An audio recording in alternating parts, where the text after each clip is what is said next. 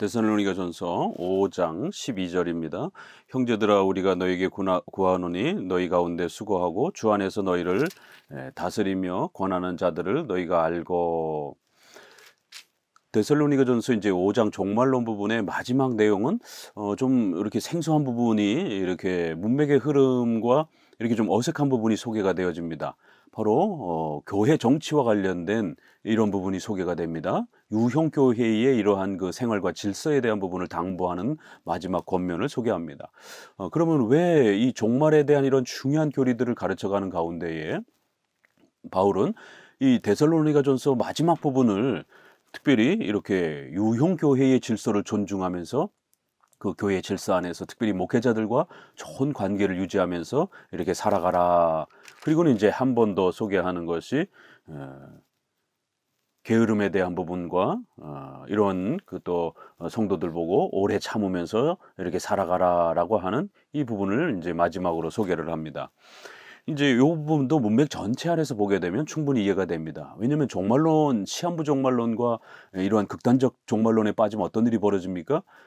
가정 내팽개칩니다. 직장, 학교 생활 이런 부분들 내팽개칩니다. 왜냐하면 더 이상 이 땅에 살아가지 않고 이제 휴거돼 가지고 이런 무슨 지상 천년 왕국을 살아가는데 뭐하라 그런 돈이나 이런 것들이 가정생활, 학교가 필요하느냐 이러면서 다 그런 부분들을 내팽개치고 역시 교회도 또 내팽개치는 것이죠. 이런 유형교회적인 이러한 교회의 질서와 또 직분 또 이런 예배 생활 이런 부분들 다 내팽개치고 이제 우리는 천국에 이제 갈 텐데 이런 이제 유형교회적 질서 뭐 이렇게 설교를 들으러 가고 예배 드리러 가고 이제 이런 부분들도 더 이상 필요 없는 이제 이러한 일들이 사회 전반의 우리 사회생활과 또 교회 생활까지도 피해를 입히면서 모든 부분들을 다 이제 이렇게 무가치하게 만드는 이런 아주 극단적인 이러한 형태들이 나타나기 때문에 마지막 부분에서는 이런 극단적 종말론, 임박한 종말론을 너무 지나치게 강조하다가 이렇게 정상적인 교회 생활의 성도들의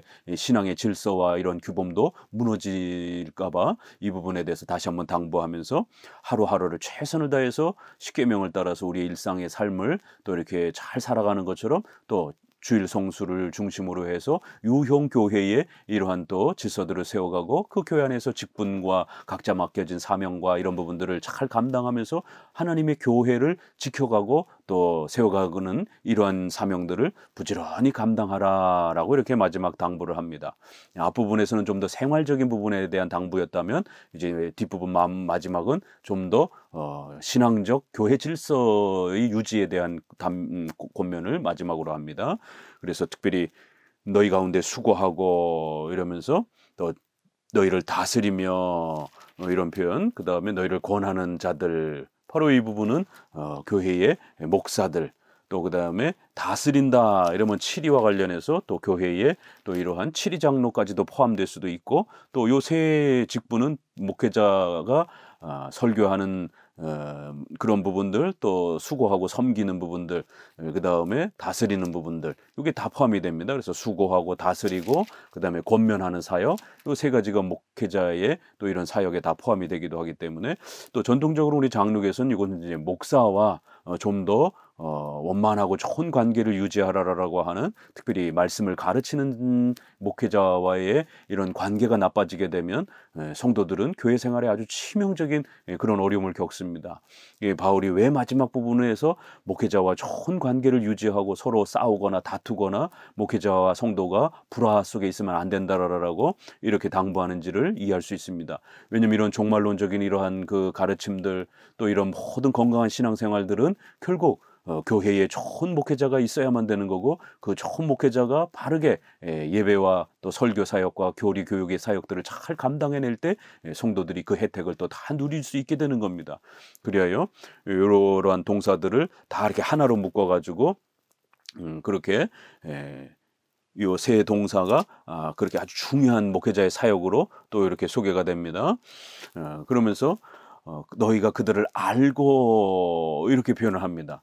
이 신약에서도 이 안다라는 단어가 굉장히 의미 있게 쓰여집니다. 구약에서도 이 야다라라고 하는 히브리어가 굉장히 그 독특한 하나님을 알고라고 했을 때 하나님을 알아야 된다, 하나님을 아는 지식 이런 표현을 할 때 하나님과의 그 우리와의 사랑의 관계, 또 우리가 하나님을 믿는 신앙의 관계를 하나님을 아는 것이다 이렇게 많이 표현합니다.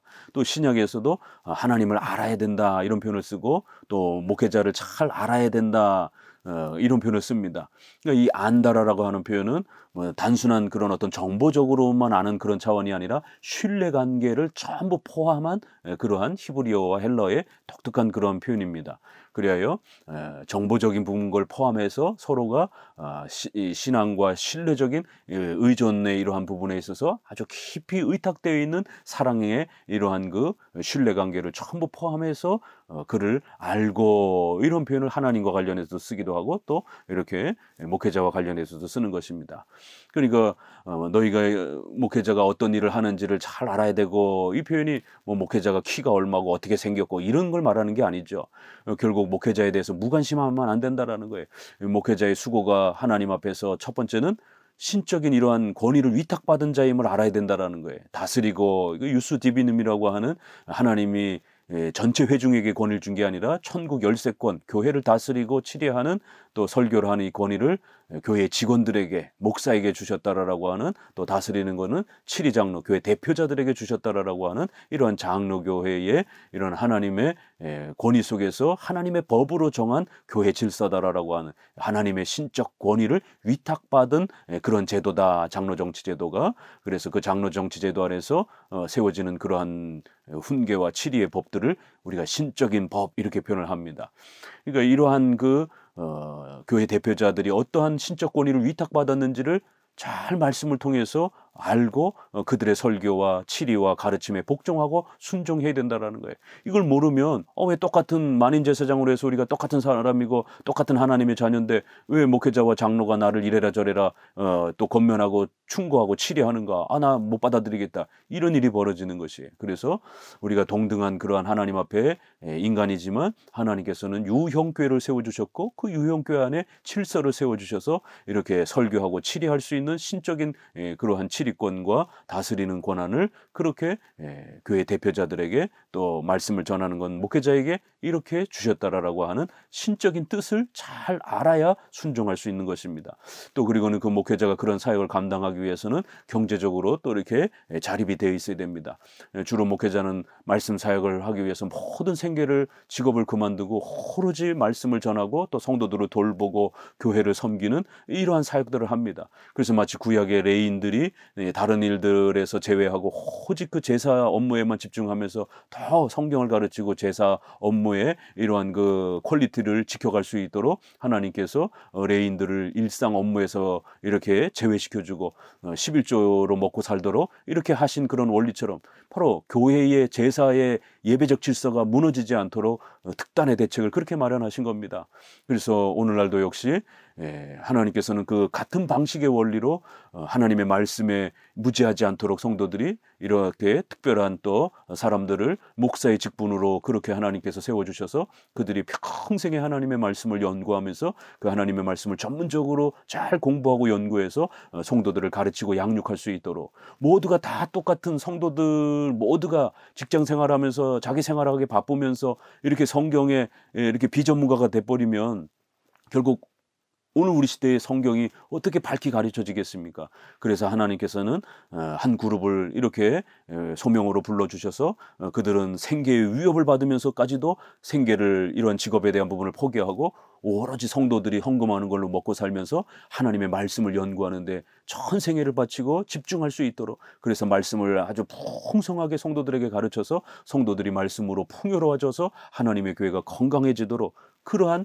신앙과 예배적 질서와 교회가 보존되도록 이러한 방식을 세워주신 것입니다. 그렇기 때문에 목회자가 무슨 일을 하는지를 이렇게 잘 알아야 되고 그런 사역들을 잘 감당할 수 있도록 성도들은 또 이렇게 10분의 1 자신의 생활비의 또 일부분을 또 이렇게 목회자의 또 생활과 교회를 운영할 수 있도록 또 교회는 목회자를 키워내기 위한 그 오랜 세월의 신학교육과 신학교와 또 이런 여러 가지 공적인 구제사역과 이런 많은 공적인 일들이 일들이 있기 때문에 또 이렇게 목회자가 생계를 유지할 수 있도록 목회자의 생계와 이런 부분들을 잘 알아 살펴줘야 되는 겁니다. 목회자가 가난하게 살아가는데도 전혀 관심을 하지 않고 먹거리가 없는데도 자기들은 월급 받아서 또 자기들의 노년의 연금이라든가 이런 아무 걱정이 없는데 목회자들은 그런 게 하나도 없잖아요. 그렇기 때문에 목회자가 어떻게 살아가는지 또 목회자의 가정이 먹을 건 있는지 이런 부분들에 대해 목회자의 노년은 또 어떻게 평생 성도들을 섬기고 봉사하고 수고하고 이렇게 말씀을 가르치는 사역하시다가 은퇴하면서 먹을 것도 없이 굶주려 가지고 은퇴 목회자들이 폐지 주스러 다니고 이런 심각한 일들이 벌어집니다. 왜냐하면 교회가 지원을 해주지 않기 때문에 그 노년에 무슨 기술을 배운 것도 아니고 오로지 성경만 전하는 그것만 했기 때문에 일반 기술을 갖고 있지 못하잖아요. 그러다 보니까 결국 목회자 노년에 은퇴 목회자들이 폐지 주스러 다니고 이렇게 최저 생계비를 가지고 살아가는 이런 심각한 일들이 참혹한 일들이 벌어지는 겁니다. 그렇기 때문에 목회자의 이러한 하나님의 부르심의 소명을 이 무엇인지를 잘 알고 또 그런 소명을 잘 감당할 수 있도록 생계와 이런 부분들이 무너지지 않도록 잘 돌보면서 그렇게 목회자와 좋은 관계를 유지하라는 거예요. 그게 곧 그들을 통해서 또 교리교육을 배우고 말씀을 배워갈 때에 또 성도 자신이 풍성해지는 겁니다. 그래서 그들의 역사로 말미암아 그들의 수고로 말미암아 사랑 안에서 너희가 가장 귀히 여기고 이렇게 얼마나 목회자와 성도의 관계가 중요한지 이런 아주 그 비교급을 써서 그들의 수고와 사역으로 인하여 그들의 섬김 안에서 이러한 사역들이 가장 귀하고 소중한 것으로 그렇게 받아들이면서 존중하면서 서로 좋은 관계를 유지해야 된다라는 거예요. 너희끼리 화목하라. 그래서 이것도 성도들끼리 화목하라라는 뜻인가? 아니면 목회자와 성도가 좋은 관계를 유지하라는 것인가? 이런 두 해석이 있지만 앞에 문맥을 따라서 목회자와 성도들 전체가 그렇게 화목하게 사랑 가운데 지내야 된다. 목회자를 귀히 여기는 우리 장로교 성도들이 꼭 되셔야 됩니다. 오늘날 나쁜 목회자들도 참 많습니다. 사꾼 목회자들도 정치적인 목회자들도 또 이런 교주와 같은 이런 사이비적인 목회자들도 참 많습니다. 그러나 또 이 땅에는 건강하고 정말 훌륭한 목회자도 많습니다. 부귀영화 이런 모든 부분들을 포기하고 어떻게 해서든지 성경을 연구해서 성도들에게 잘 가르치려고 그렇게 애쓰는 좋은 목회자들도 많습니다. 또 이러한 수많은 숫자들을 성도들을 이렇게 모아가지고 성공하려고 하는 이런 거에 관심 갖기보다 성도들을 잘 가르치고 가난하고 어렵게 산다 할지라도 성도들을 잘 가르쳐서 교회를 건강하고 바르게 성경적으로 유지하는 데에 자신의 모든 생애를 희생하는 정말 그러한 좋은 목회자들도 많습니다. 그런 좋은 목회자를 찾아가시기 바랍니다. 못 찾겠으면은 주변에 도움을 받으셔서 저에게도 연락해 주시기 바랍니다. 그래서 지역에 이렇게 소개해 드릴 테니까요. 좋은 장로교 목회자들이 신실한 장로교 목회자들이 실력 있는 히브리 헬라어 잘 읽어내고 또 2000년 이러한 그 역사 속의 신학 논문들도 아주 능수능란하게 잘 읽고 실력이 출중한 그러한 장로교 목사님들이 많습니다. 하나님은 이 땅에 7,000명과 같은 그러한 바알에게 무릎 꿇지 않은 이런 기복주의와 번영에 무릎 꿇지 않고 오직 하나님의 말씀만 연구하며 오직 성도들에게 성경만 가르치고 싶어하는 성도들을 섬기고 싶어하는 그러한 신실한 7,000명의 목회자들이 이 땅에 충분히 남아 있습니다. 그렇기 때문에 좋은 교회를 좋은 목회자를 찾아가셔서 그 목회자 곁에서 평생의 성경을 배우면서 그렇게 목회자와 좋은 관계를 유지하면서 그렇게 살아가시기 바랍니다. 그것이 성도에게 정말 복이라는 겁니다. 종말론적으로 우리 성도들에게 가장 큰 사명 또 복이 무엇인가? 이렇게 좋은 목회자 곁에서 그 목회자와 함께 하나님의 말씀을 배우면서 그 목회자의 사역과 수고가 헛되지 않도록 무너지지 않도록 또 성도는 물질로 또 봉사로 이렇게 섬기면서 또 목회자는 또 말씀으로 섬기면서 이렇게 하면서 유형교회를 잘 세워가라는 거예요. 14절에 또 형제들아 너희를 권면하노니 게으른 자들을 권계하고 마음이 약한 자들을 격려하고 힘이 없는 자들을 붙들어주며 모든 사람에게 오래 참으라. 여기 게으른 자들 이 표현이 우리가 이렇게 앞부분에서 4장 11절에 조용히 자기 일을 하고 너희 손으로 일하기를 힘쓰라 단정히 행하고 아무도 궁핍함이 없게 하라.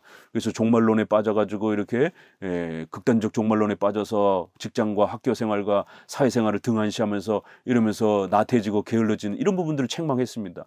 여기에서도 이 게으른 이런 부분들이 이게 그런 노동에 대한 게으름인가라고도 이렇게 볼 수도 있지만, 이제 우리 이 번역에는 이제 이것이 게으른 이렇게 되어 있지만 그게 개역 한글 번역이 훨씬 잘 번역이 되어 있습니다. 규모 없는 이렇게 번역이 되어 있어요. 개역 개정은 게으른 이렇게 해서 노동에 게으른 것처럼 이렇게 느껴지게 했습니다. 그렇지만 개역 한글에는 규모가 없는, 질서가 없는 이런 뜻입니다. 영어 성경에서도 unruly 이렇게 잘 번역이 됐어요. 헬라어의 그러한 그 질서를 안 지키는 무질서한 자들 이런 뜻입니다. 이게 그 영어의 이런 킹제임스 쪽에서도 이렇게 unruly 룰을 지키지 않는 자들 이런 뜻입니다.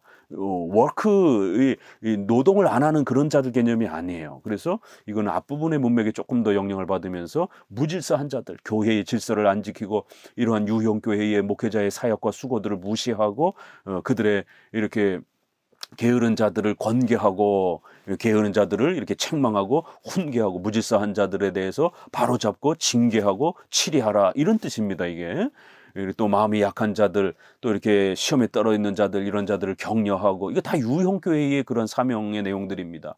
그래서 시험에 빠져 있고 믿음이 약한 자들을 잘 보살펴주고 그런 자들을 이렇게 세우고, 이 종말을 살아가는 교회의 태도는 이러해야 된다라는 겁니다.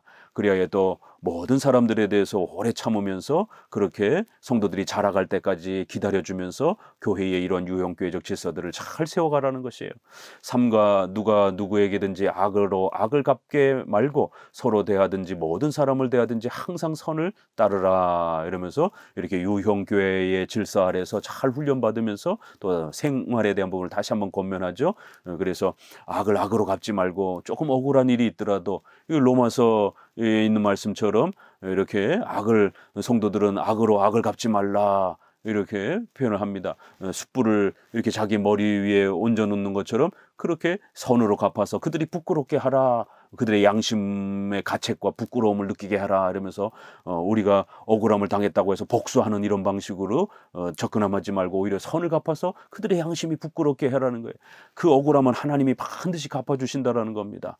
이렇게 종말을 향해 살아가는 성도들은 우리가 언제 죽을지, 언제 예수님의 재림이 올지 아무도 모르는 거예요. 하루하루 최선을 다해가면서 우리가 조금 억울하고 힘든 일이 있어도 바로 복수하려고 하지 말고 이렇게 서로가 용서하고 서로에 대하여 또 이렇게 선을 택하면서 십계명을 따라서 선을 택하고 또 일반 상식적인 일반 은총 아래에서 또 사회적인 예의와 덕을 갖춰서 그렇게 또 선을 택하는 모든 걸 다 포함하는 것입니다.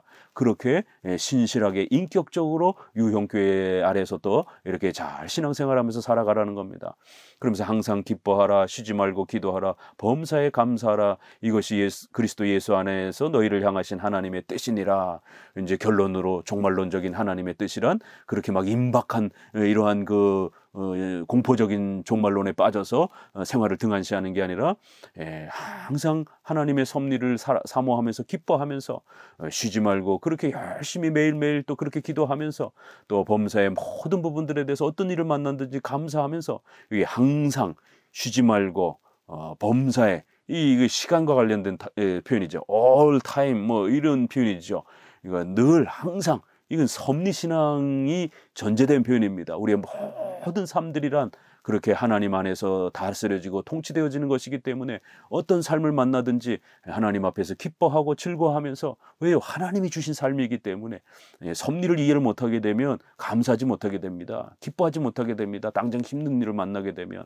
그러나 섭리를 우리가 의지하고 살게 되면 그 모든 것이 하나님의 허락이 없이는 일어날 수 없는 하나님의 절대 주권 속에서 우리의 삶을 지켜주시는 그런 하나님의 통치와 다스림을 알게 되면 우리가 기뻐할 수 있게 되고 감사할 수 있게 되고 또 하나님 앞에 의지하면서 하나님의 도우심을 기도하면서 그렇게 살아갈 수 있는 것입니다.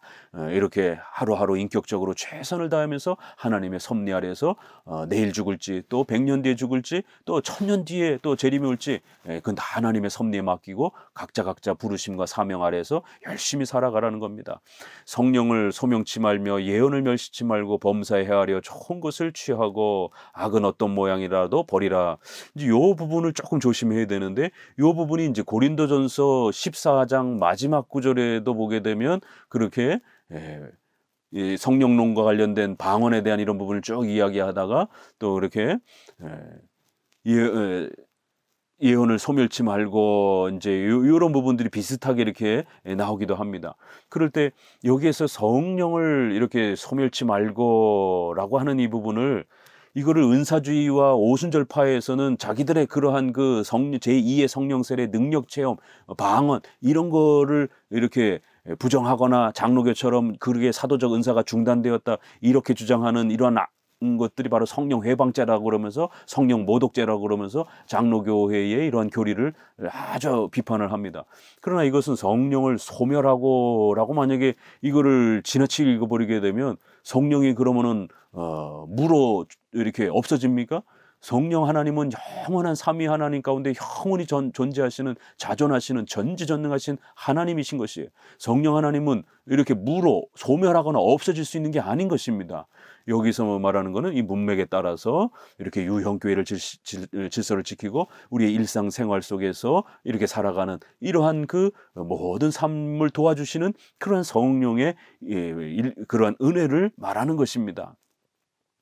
우리가 갈라디아서 5장 23절에서도 성령의 열매는 성령의 인도함을 받아라, 성령과 함께 살아라 이런 표현을 쓰다가 마지막에 가서 그러면 성령의 참된 열매는 이러면서 신비 체험과 방언과 제2의 성령 세례와 무슨 능력 체험 이런 게 아닙니다. 사랑, 희락, 온유, 절제, 양선, 충선, 오래 참음, 인격적인 그러한 변화를 요구하는 것이에요. 그러니까 여기서도 유형교회 질서를 잘 지키고 또 성도들이 덕스럽게 서로를 사랑하면서 선을 실천하면서 이렇게 살아가는 거, 이 인격적으로 이렇게 성장해가는 거, 이게 진짜 성령 하나님의 은혜요, 성령 충만함의 그런 은혜인 겁니다. 이러한 그 성령 하나님의 은혜를 등한시하지 말라 이런 표현이지, 이게 무슨 은사 체험을 등한시하지 말라 이런 뜻이 아닙니다. 지금 여기 데살로니가 전서에 무슨 은사 얘기가 어디 있습니까? 그런 성령의 그 신비적 은사에 대한 이런 얘기가 한마디도 없습니다. 바로 유형교회 질서와 십계명을 중심으로 한 성도들의 인격적 삶을 잘 살아가라, 바로 그러한 것이 성령 하나님의 은혜인 것이다. 그러한 성령 하나님의 은혜를 함부로 무시하고 극단적인 시한부종말론에 빠져가지고 그렇게 휴거 준비하거나 이러지 말라라는 거예요. 또 예언을 멸시하지 말며라고 했을 때 이 예언도 고린도전서에 있는 것처럼 주로 설교 사역을 말하는 것입니다. 물론 1세기 당시에는 이렇게 빌립의 딸들이라든가 아가보라든가 잠깐 이렇게 다가오는 미래를 선지자처럼 이렇게 예언해주는 그런 선지 사역들을 행하는 분들이 있었습니다. 이게 미래를 예언하는 그런 예언인가? 또 아니면 설교 사역, 하나님의 말씀으로 우리를 깨우치는 그거를 이렇게 예언이라 이렇게 표현합니다. 프로페시라고 하는 이런 표현들을 종교개혁자들도 목사들의 모임을 프로페시라고도 이렇게 표현하고 이렇게 선지자처럼 하나님의 말씀을 가르치는 사역 이렇게 표현하기도 합니다. 그래서 성경에서 이 예언이란 하나님의 말씀을 가르치는 그러한 사역으로 우리 장로교는 그렇게 많이 해석해 왔습니다. 그리고 또 만약에 이거를 미래적 그 1세기 당시니까 사도행전처럼 아직은 그런 사역들이 있으니까 그러면 선지자와 사도들이 죽기 전까지는 그런 부분들이 임시적으로 아직은 있었으니까 그런 부분에서 존중하는 정도로 해석할 수도 있습니다. 그러나 주류는 하나님의 말씀, 설교 사역을 그렇게 무시하지 말 것이며, 왜요? 지금 유형교회 아래에서 목사들의 다스리는 사역, 권면하는 사역, 수고하고는 이런 목사들의 설교 사역을 중심으로 해서 지금 문맥이 쭉 흘러오고 있었기 때문에 이런 목사들의 설교 사역과 하나님의 말씀을 가르치는 이러한 사역들을 등한시하거나 멸시하거나 조롱하거나 무시하면 안 된다 이런 겁니다. 그래야 뒷구절도 보세요. 범사에 헤아려 좋은 것을 잘 취하라는 겁니다. 왜 이런 당부가 나오겠습니까? 여기는 어떤 은사주의와 어떤 무슨 성령 세례와 이러한 그 능력 체험과 이런 얘기가 하나도 없습니다. 악은 어떤 모양이라도 이렇게 버리라. 그렇게 해서 앞부분에서 이렇게 표현하는 자칫 잘못하면 분별하지 못해서 엉뚱한 그러한 샤머니즘과 미신에 빠져가지고 무지 속에서 이렇게 어리석고 잘못된 것을 이렇게 취하거나 선택하면 큰일 난다라는 거예요.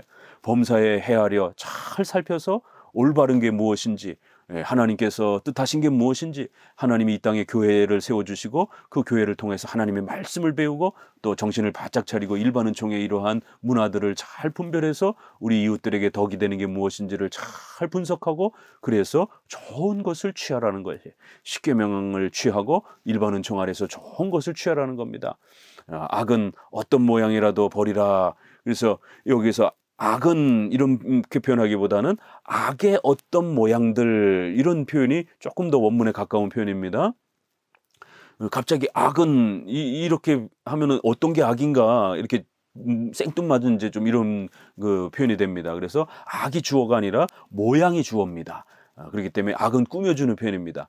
그래서 앞부분에서 말한 것처럼 잘못되고 어리석고 무례하고 또 하나님의 뜻인 십계명의 이런 부분에 어긋나는 이런 어리석고 잘못된 모양, 이런 악한 모양, 이러한 부분들은 버리라는 것이에요. 그래서 십계명을 잘 분석해서 하나님이 뜻하신 것을 잘 깨닫고, 그리고는 문화 부분에서 일반 은총의 이런 부분에서 선한 것들을 잘 분별해서 취하라는 겁니다. 그리고는 그렇지 않은 부분들에 대해서는 우리가 조심하면서 제외하라는 것이, 그렇게 종말을 살아가는 것입니다.